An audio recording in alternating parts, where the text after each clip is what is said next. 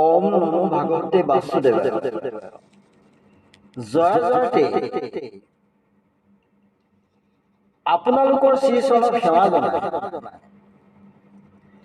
কীৰ্তনৰ পদ এভাগেৰে ভিডিঅ' ভাগ আৰম্ভ কৰিব বিচাৰিছো। পদভাগ হ'ল জানিলো তোমাক জগত ঈশ্বৰ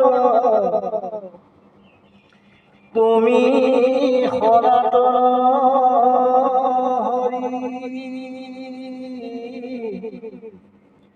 সমস্ত ভূতৰ তুমি প্ৰাণবল জগতকে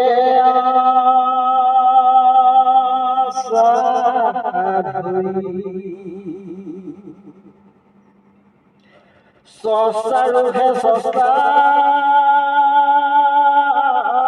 তুমি সৰ্বদস্তা উধাৰি ধৰিলা ভূমি জীবৰ নিয়ন্তা পৰম অয়াতমা মৃত্যুৰ অন্ত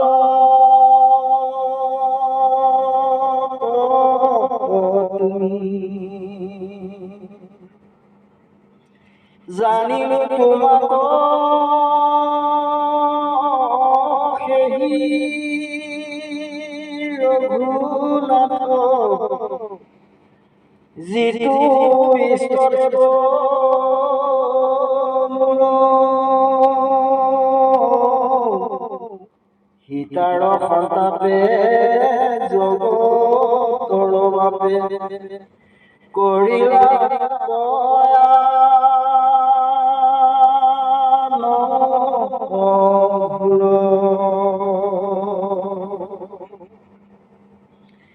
আজিৰ বিষয় কেইজনমান বাপে নামঘোষাৰ 187 নং ঘোষা ভাঙনি আৰু বিশ্লেষণ কৰিবলৈ অনুৰোধ তেওঁলোকৰ শ্ৰীচৰণত সেৱা জনাই ঘোষা ভাগ ভাঙনি আৰু বিশ্লেষণ কৰিবৰ বাবে আগবাঢ়িছে। ঘোষা ভাগ হ'ল প্ৰভু ভগৱন্ত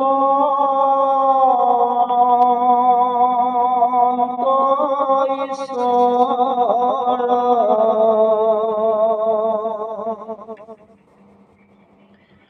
প্ৰপন্ন জনতা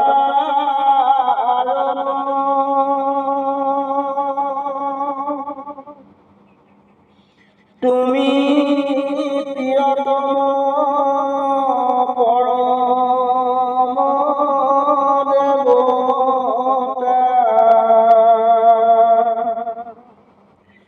জানিয়া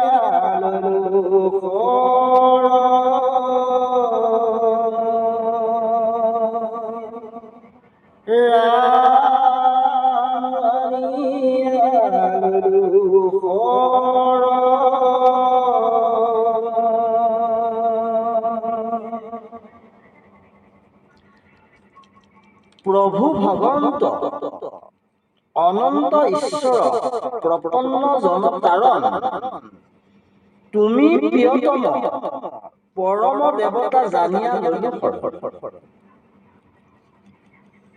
ভাঙনি ভাগ এইদৰে ক'ব পাৰি, হে প্ৰভু ভগৱন্ত, হে অনন্ত ঈশ্বৰ, হে শৰণাগত জনৰ ত্ৰাণকৰ্তা, তুমি প্ৰিয়তম পৰম দেৱতা বুলি জানি তোমাক শৰণে কৈছো। আকৌ কৈছো, হে প্ৰভু ভগৱন্ত, হে অনন্ত ঈশ্বৰ, হে শৰণাগত জনৰ ত্ৰাণকৰ্তা, তুমি প্ৰিয়তম পৰম দেৱতা বুলি জানি তোমাক শৰণে কৈছো। ঘোষা ভাগ বিশ্লেষণ কৰিব বিচাৰিছে। অনন্তকোটি ব্ৰহ্মাণ্ডৰ স্বজন পালন সংহাৰণ কৰোতা প্ৰভু ভগৱন্ত কৃষ্ণ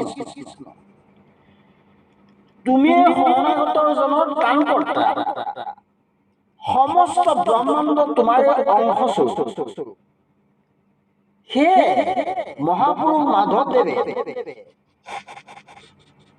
সমস্ত জীৱৰ হৈ পৰম দেৱতা ঈশ্বৰ কৃষ্ণ জীৱ পৰম পবিত্ৰ প্ৰিয়তম বুলি জানি শৰণে পঠিয়াইছে। আৰু এইদৰেই জীৱসমূহ পৰম দেৱতা ঈশ্বৰ কৃষ্ণ পৰম কল্যাণকাৰী আৰু প্ৰিয়তম বুলি ভাবি তেওঁৰ ওচৰত শৰণাগত হ'বলৈ অনুৰোধ জনাইছে। এই ঘোষাৰ জৰিয়তে জীৱাত্মাই পৰমাত্মাৰ দ্বাৰা পৰিচালিত হ'বলৈ প্ৰভু ভগৱন্ত ঈশ্বৰৰ চৰণত শৰণ বিঘা কৰি কাতৰ প্ৰাৰ্থনা জনাইছে। ঈশ্বৰ কৃষ্ণৰ পদ কমলত সুদূৰ বিশ্বাসে শৰণাপন্ন হৈ সদা শপতদা নাম বস্তুকেই যিজন লোকে সঞ্জীৱনী শক্তিৰূপে গ্ৰহণ কৰে, তেওঁৰ প্ৰতি নাম বস্তু নিজেই তুষ্ট হয় তথা নিজ নাম গুণ যশ প্ৰিয় ভগৱন্ত তুষ্ট হয়। ভগৱন্ত তুষ্ট নহ'লে জীৱৰ অন্তিম কালত নাম স্মৰণ কৰি সপোন মাত্ৰ। মৃত্যুৰ আগমুহূৰ্ততেই কঠোৰ মৃত্যু যন্ত্ৰণাও জীৱৰ চৈতন্য শক্তি পাই বিলুপ্ত হয়। সেই সময়ত জীৱৰ স্বতন্ত্ৰ বুদ্ধিৰে নাম উচ্চাৰণ কৰাৰ চেতনা নাথাকে। যদি তেওঁৰ ওচৰত ঈশ্বৰ সন্তুষ্ট হয় তেন্তে সেই কালত নাম নিজেই জীৱৰ কণ্ঠগত হয়। তেওঁ জিভাত আপোনা আপুনি নাম উচ্চাৰিত হ'ব। ঈশ্বৰৰ শৰণ লোৱাৰ লগতে নামতো শৰণ লোৱাৰ ব্যৱস্থা গুৰুজনাই কৰিছে। নামত শৰণ লৈ নামে অন্তিম কালত উদ্ধাৰ কৰিব বুলি সুদূৰ বিশ্বাস স্থাপন কৰি দিনে ৰাতিয়ে নাম শ্ৰৱণ কীৰ্তন স্মৰণ কৰাই নামত শৰণ। যদি কোনো লোকে মৃত্যুৰ কালত তিনিবাৰ কৃষ্ণ নাম উচ্চাৰণ কৰি ইহলীলা সম্বন কৰে, প্ৰথম আশাত কৃষ্ণ নামতেই প্ৰভু ভগৱন্ত কৃষ্ণই তেওঁক মুক্তি প্ৰদান কৰে। আৰু যি দুই আশাৰ কৃষ্ণ নাম উচ্চাৰণ কৰিলে তাৰ বাবে প্ৰভু ভগৱন্ত কৃষ্ণই ভক্তজনক দিবলৈ একো পদ নথকাৰ বাবে তেওঁ নিজেই নাম গাহি ভকতজনৰ ওচৰত ঋণী হলো বুলি মাথা দুৱাই থাকে। আকৌ কৈছো, যদি কোনো লোকে মৃত্যুকালত তিনিবাৰ কৃষ্ণ নাম উচ্চাৰণ কৰি ইহলীলা সম্পন্ন কৰে, প্ৰথম আশাৰ কৃষ্ণ নামতে প্ৰভু ভগৱন্ত কৃষ্ণই তেওঁক মুক্তি প্ৰদান কৰে। আৰু যি দুই আশাৰ কৃষ্ণ নাম উচ্চাৰণ কৰিলে তাৰ বাবে প্ৰভু ভগৱন্ত কৃষ্ণই ভক্তজনক দিবলৈ একো পদ নথকাৰ বাবে তেওঁ নিজেই নাম গাহি ভকতজনৰ ওচৰত ঋণী হলো বুলি মাথা দুৱাই থাকে। আজি ইমানতে সামৰণি মাৰিছো। ওম বিষ্ণু, ওম বিষ্ণু, ওম বিষ্ণু।